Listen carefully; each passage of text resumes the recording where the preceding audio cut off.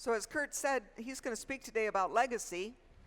And I think we all know this, but I thought I'd start with just saying a legacy is something that gets passed on. It can be tangible, something that might be bequeathed to you in a will or a trust. You know, sometimes it's property, a family heirloom, or maybe a monetary gift. And a legacy can also be an intangible gift, like a set of values, a code of ethics modeled by the actions of those who are close to us or those who make a lasting impression on our lives. Although we tend to think of a legacy in a positive way, people can also leave an inheritance rooted in pain. Now you'll notice in your bulletin this morning, there's an order form for giving. We're quickly moving into a time when, as a collective nation, we place focus on gratitude for the legacy of Thanksgiving and Advent.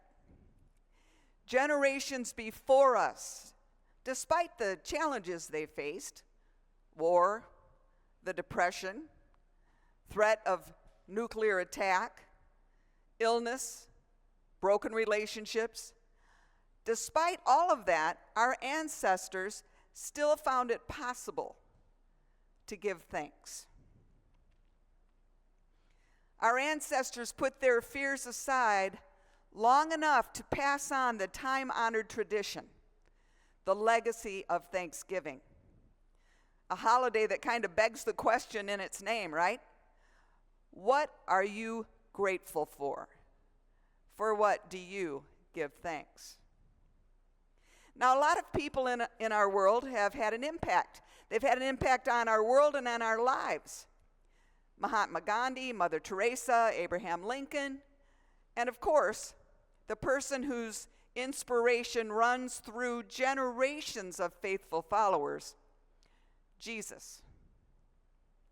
The Gospels are filled with his legacy stories.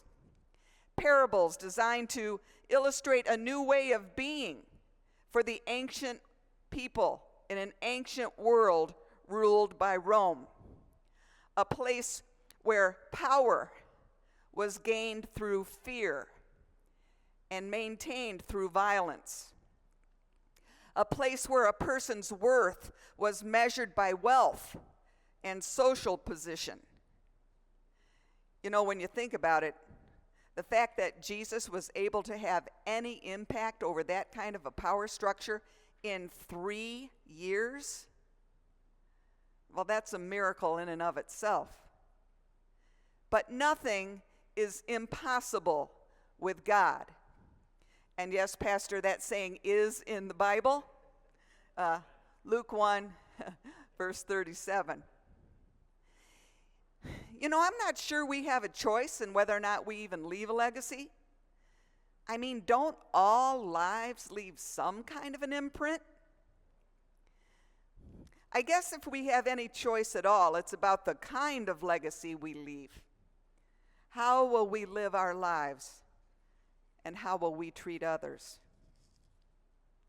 So Jesus' legacy to humankind wasn't material wealth, or earthly position, or earthly power.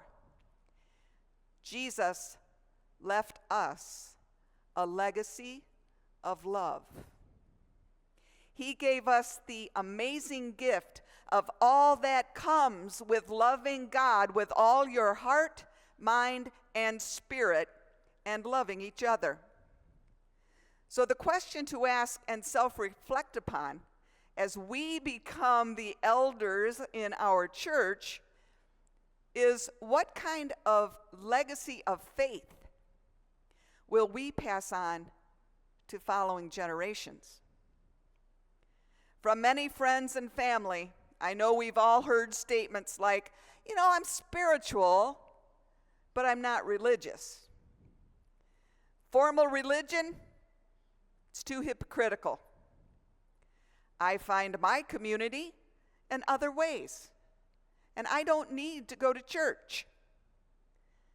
That mindset coupled with an ever-changing definition of Christianity, makes legacy leaving a bit harder for us than it was for our parents and grandparents' generations. They blissfully understood and assumed that each succeeding generation would just follow in their example. Change is messy and difficult and cyclical. In 1909, Rudyard Kipling published the poem If.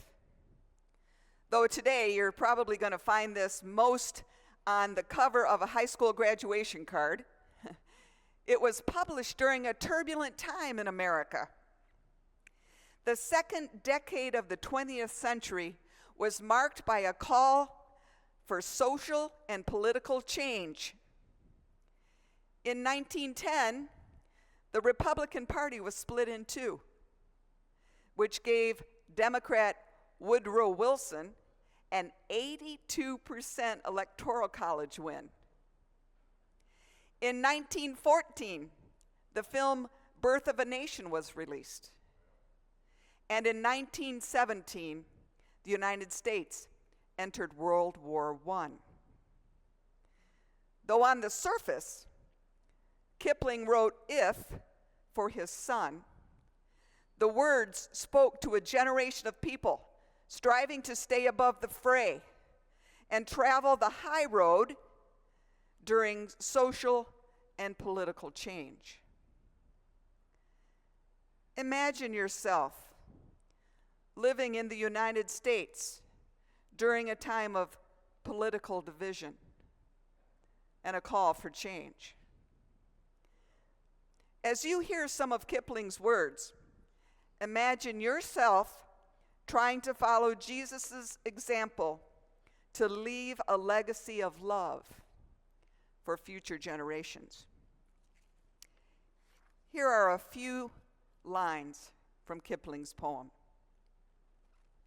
If you can keep your head when all about you are losing theirs and blaming it on you, if you can trust yourself when all men doubt you, but make allowance for their doubting too, if you can wait and not be tired by waiting or being lied about, don't deal in lies, or being hated, don't give way to hating. If you can meet with triumph and disaster and treat those two imposters just the same, if you can watch the things you gave your life to broken and stoop and build them up with worn out tools, if you can fill the unforgiving minute with 60 seconds worth of distance run, yours is the earth and all that's in it, and which is more, you'll be a man, my son. Did any of that strike home? So when your life and or the world seems a bit out of control, try to remember to live into the legacy left to us by the Alpha and the Omega, the chief cornerstone of our faith, the Messiah, whose birth we will soon expectantly await. Jesus gifted us with the direction we need to follow. Love the Lord your God with all your heart and with all your soul and with all your mind, and love your neighbor. Welcome to worship. We are so glad you're here.